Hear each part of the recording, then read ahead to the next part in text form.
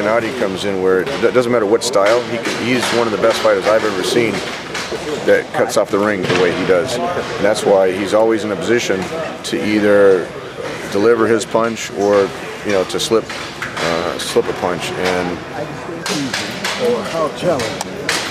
For a Danny Jacobs fight, I think that's a great fight. Look, Danny made a huge statement by, anytime you can beat Peter Quillin in 1 round by knockout, that's a big statement. We were at the WBA convention in Panama. Danny Jacobs is the regular champion. Gennady is the super champion for the WBA. So that's a fight that would naturally make a lot of sense, especially in New York. I know Madison Square Garden has huge interest in that fight. If Gennady can sell out the Garden against David Lemieux, if he fights Danny Jacobs, who's a native of New York, I mean that's a big fight. That I could see that being on pay-per-view, and I think that would be a fight that could be made if we couldn't make either Canelo or Billy Joe Saunders. Speaking of Danny Jacobs, he's an Al Haymon fighter as well as Dominic Wade. How hard was it to get a deal done with an Al Haymon fighter on the HBO tonight? Well, I got to tell you that when Wade was named the mandatory, there was no hesitation from Tom Brown's standpoint. We literally took about a week to work out the deal, and I know Al had signed off on that, and HBO recognizes, look, it's a mandatory obligation, and so I have a good relationship with Al. I've known him for a number of years, so there's my job as a promoter for Gennady is to get the best fights in the ring. This was a mandatory fight, so we had to do it. So it doesn't matter which promoter. I probably worked with 9 different promoters in his since he's fought here on the States, and it's just a matter of, doesn't matter who the promoter is, doesn't matter who the manager is. If we can make the fight with Danny Jacobs, that's a great fight. The WBA allows a 15-day extension for Golovkin Jacobs. What up, Fight World? It's your boy Ego, and I'm back with some more boxing. Now, link in the description. Ring TV had a phone conversation, a text conversation with Gennady Golovkin, his promoter, Tom Loeffler, and they're still trying to negotiate the fight. Not happening December 10th. Made a video about it. Check that video out. But likely in 2017 if they can get this deal done. Now, the WBA ordered this fight. This is the mandatory fight. There's a money negotiation split. Jacobs wanted 60-40. He thought that was more fair for his part instead of 75-25 and things like that. He got denied that request. And Tom Loeffler got approved his request to extend the negotiation period so it doesn't force a purse bid, and that has been granted. He told ringtv.com, just trying to finalize the deal with Jacobs' side. No sense in forcing a purse bid when it looks like we can work out a deal that makes more sense for the fighters than the purse bid split. So that's good news for this fight. I mean, it's unfortunate that we can't get it this year. The sooner the better, but there's no use crying over spilled milk. It's not happening. December 10th is filling up. They say Terrence Crawford, they're going to try to get him on a fight. Andy Ruiz is facing Joseph Parker. You have Jamal Charlo, who is the champion, fighting his mandatory Julian J. Rock Williams. On that card, also Jesus Cuellar, champion, fighting against Abner Matas in a rescheduled bout that was supposed to initially be on Porter versus Thurman. So some pretty big things in the work in boxing December 10th. With or without certain fights like Golovkin Jacobs. Also, Vladimir Klitschko, he might fight Lucas Brown or somebody on December 10th. They have a venue on hold. They're trying to work out the money split. So it's good that other fights are taking over to close the year.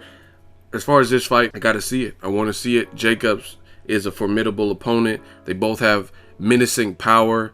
Golovkin obviously is considered the best middleweight. He has the WBA, WBC, and IBF belt. There's a version of his belt that Jacobs has. So if he defeats Jacobs, then nobody else can say they're a WBA champion at all. To my knowledge, I don't think there's any other belts floating around like emeritus or anything in that weight division. So to me, this is a good thing. This is a good thing if this fight happens. Good for boxing. Golovkin, he's rising in his star power. The 15-day extension is good because the fight doesn't need to go to purse bid.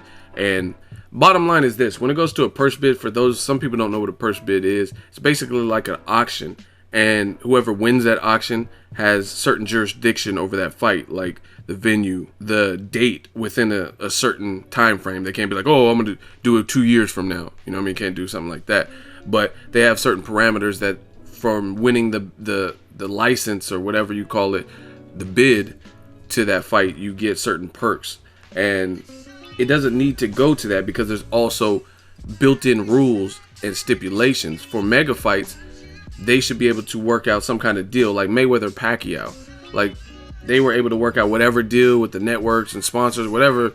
I don't know all the behind-the-scenes jargon and stuff, but they were able to work out whatever deal they could, and that became a mega fight, and they both, Mayweather and Pacquiao, got cashed out. Same thing with Cotto Canelo. You don't want someone to, it's like having a chaperone. When you go to purse bid rules, you have to abide by those rules. And if you try to break or go around, you have to submit a request. It's just like a court process or anything. If you have a ticket, you have to pay the ticket by a date. If you need more time, you need an extension, you got to contact the court system. You know what I mean? So it's better if the camps can just find something amicable, like some middle ground, and work it out themselves without having, it's kind of like an intervention. You have somebody, a sanctioning body or whatever, who is in the middle of it, a middleman. So cut out the middleman if you can. Now, the other thing I think about this fight, too many hands in the cookie jar. And I notice in boxing, I talk about and report the news, but it's better when these fights, a lot of great fights that have recently been made, they happen more or less behind closed doors. Like Vasyl Lomachenko and Nicholas Walters, that's a great fight. And it just happened out of nowhere. Just people woke up and found out, hey, they got the deal done. We knew about it in the summertime they tried to make the fight, but we didn't know behind the scenes that they were working to make this fight behind the scenes, and it got done, right? Julian J. Rock Williams, Charlo, there's been a long process to make that fight happen, and some people thought it wasn't gonna happen. And then we wake up one day and that's on the bill. Main event is Jesus Cuellar, Abner Matas being rescheduled. But since those were good fights, but they're not big in terms of like a big A-side star type of fight, to the point where they're not as publicized. So the negotiation process can just happen as it should, right? But when you get the Canelos or the Golovkins or Mayweather, Pacquiao, Cotto, Canelo, you get those big figures, then that's where all of the news and media and fans are like involved in the negotiation. Like Canelo Triple G, big fight, and everybody has their say in it. You know what I mean? Fans and comment sections and media writers, boxing writers, me, boxing channels. And that, to me, is what holds up some of these big fights, because it's a lot of back and forth. And you look at all these fights that aren't as big in terms of the big A-side and mega fights or whatever, and a lot of times they can make these deals beneath the surface really easily.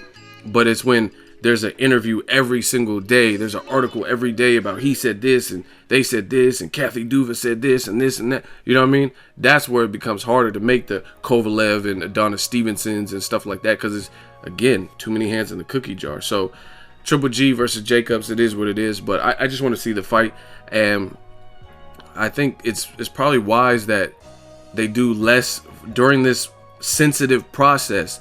They do less talking with the media. But then again, it'll probably never happen, because all these promoters, they probably like this, because they like a million articles being written about their fighter. But the only problem is this could actually hinder the actual fight from happening. You know what I'm saying? So the promoters probably won't stop it, because they want the press for their fighters and their fighters to be in the headlines and stuff like that talking about it. But I really feel that so many people being involved, and you constantly, oh, Abel said this, Abel Sanchez said this, and Loeffler said this, and Rozier or Danny Jacobs said this, and everybody jumping in the mix. That's what makes it hard. When I was a kid, what did I used to say? You all up in the Kool-Aid, don't even know the flavor. That's what it reminds me of. Just so many people don't even know what they're talking about, and have, like, even there's people that do YouTube videos and they don't know what the fuck they're talking about. They can't break down a purse bid or what's going on. They just talk about something they read and don't even know, you know what I mean? Know what they're talking about, stuff like that. So it just, I want to see the fight. Hopefully they could mediate or like limit the amount of exposure negotiations are getting, because it just gets traumatic when too many people are involved. De La Hoya said this, and he wants a flat rate, and Tom Loeffler doesn't want the Canelo flat rate, and Abel Sanchez is pissed and said Canelo's getting knocked out, and Canelo's like, I was born ready, and Golovkin like, hey, no, purse split, flat rate, like, you know what I mean? It's too much going on, man. But as far as Jacobs and Golovkin, it's a very good fight. I want to see it first thing in 2017. Drop it in the comment section. Let me know your thoughts on it. Who wins that fight? Does Jacobs have a shot? It'll be a consolidation of the WBA belt. So I'm glad the WBA is at least working with Tom Loeffler. They didn't seem to work with Danny Jacobs with the 60-40, which in my opinion wasn't really a big deal. But obviously they didn't want to open the floodgates, so everyone starts asking for 60-40 for whatever reason. Let me know what you guys think. Drop it in the comment section. Make sure you share the video, like the video. As always, hate, comment, and subscribe. Till next video is Ego signing. So if you enjoyed this video and want more content like this on the channel, you can show your appreciation by going to the PayPal donate button or the YouTube support button. And you can donate any amount that you feel is equivalent to the value of this video. Much more to come. Thank you guys for your support. Boxingego, the future of boxing.